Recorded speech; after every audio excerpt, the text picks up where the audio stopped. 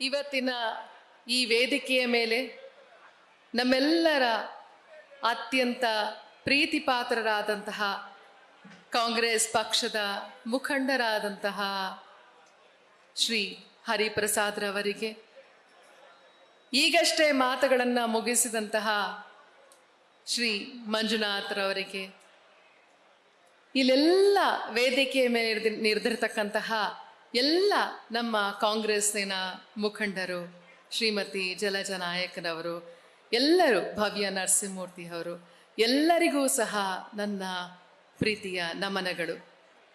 ನಮ್ಮ ಚಿತ್ರದುರ್ಗದ ಬಿಸಿಲು ಚೆನ್ನಾಗಿ ಬಂಡೆ ಕಾದು ಕಾದು ಕಾದು ಬಿಸಿ ಏರಿದೆ. ಆ ಬಿಸಿಯಲ್ಲೂ ಕಾಂಗ್ರೆಸ್ ಪಕ್ಷದ ಪರವಾಗಿ, ಕಾಂಗ್ರೆಸ್ ಪಕ್ಷದ ಪ್ರೀತಿಗಾಗಿ, ಹಾಗೆ ನಮ್ಮೆಲ್ಲರ ಅತ್ಯಂತ ಪ್ರೀತಿಪಾತ್ರರಾದಂತಹ ನಾಯಕಿ, ಹೆಮ್ಮೆಯ ನಾಯಕಿ ಶ್ರೀಮತಿ ಪ್ರಿಯಾಂಕಾ ಗಾಂಧಿಯವರ ಪ್ರೀತಿಗಾಗಿ ತಾವೆಲ್ಲರೂ ಇಲ್ಲಿ ನೆರೆದಿದ್ದೀರಾ. ಕಾಂಗ್ರೆಸ್ ಪಕ್ಷ ಹಾಗೂ ಈ ವೇದಿಕೆಯ ಮೇಲಿರತಕ್ಕಂತಹ ಎಲ್ಲ ಮುಖಂಡರ ಪರವಾಗಿ ನಾನು ಅತ್ಯಂತ ಪ್ರೀತಿಯ ನಮಸ್ಕಾರಗಳನ್ನ ತಮ್ಮೆಲ್ಲರಿಗೂ ಹೇಳಲಿಕ್ಕೆ ಇಷ್ಟಪಡ್ತೀನಿ. ನಮಸ್ಕಾರಗಳು, ನಮಸ್ಕಾರಗಳು, ನಮಸ್ಕಾರಗಳು. ಧನ್ಯವಾದಗಳು. ಚಿತ್ರದುರ್ಗ ಕಲ್ಲಿನ ಕೋಟೆ ಅಂತ ಹೇಳಿದ್ರೆ ಸುಮ್ಮನೆ ಅಲ್ವೇ ಅಲ್ಲ. ಅದೇನ್ ಒಂದ್ ಕಲ್ಲಲ್ಲಿ ಕಟ್ಟಿದ್ದಲ್ಲ, 2 ಕಲ್ಲಲ್ಲಿ ಕಟ್ಟಿದ್ದಲ್ಲ.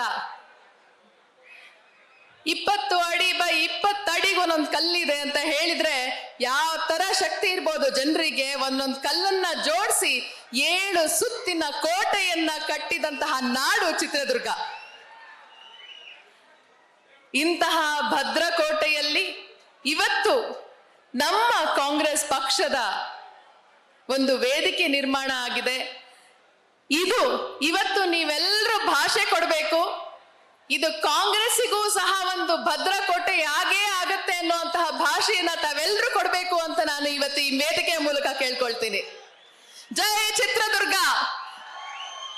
ನಮ್ಮ ಅಭ್ಯರ್ಥಿ, ಕಾಂಗ್ರೆಸ್ಸಿನ ಅಭ್ಯರ್ಥಿ ಯಾರೇ ಬರಲಿ, ಅವರನ್ನ ವಿಜಯ ಪತಾಕೆಯೊಂದಿಗೆ ನೀವು ಕಹಳೆಯನ್ನ ಮೊಳಗಿಸ್ತೀರಾ ಅನ್ನೋ ಒಂದು ನಂಬಿಕೆಯಿಂದ ಮತ್ತೊಮ್ಮೆ ಮೊದಲಿಗೆ ನಾನು ನಿಮ್ಮೆಲ್ಲರಿಗೂ ಧನ್ಯವಾದಗಳನ್ನ ಹೇಳ್ತೀನಿ. ನನ್ನ ನಂಬಿಕೆಯನ್ನು ತಪ್ಪಾಗಲ್ಲ ಅಲ್ಲ? ನಿಜವಾಗ್ಲೂ ಗೆಲ್ಸ್ತೀರಾ? ನಾನೊಬ್ಳು ಚಿತ್ರದುರ್ಗದ ಹೆಣ್ಮಗಳಾಗಿ ಇವತ್ತು ನಿಮ್ಮೆಲ್ಲರಲ್ಲೂ ನಾನು ಕೇಳ್ಕೊಳ್ಳೋದು ಇಷ್ಟೇ.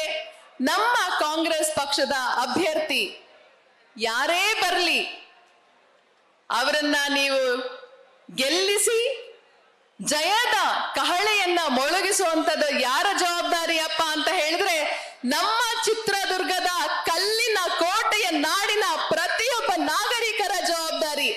ಮಾಡ್ತೀರಾ? ಜೈ ಕಾಂಗ್ರೆಸ್, ಜೈ ಕಾಂಗ್ರೆಸ್, ಜೈ ಕಾಂಗ್ರೆಸ್. ನಮಸ್ಕಾರಗಳು.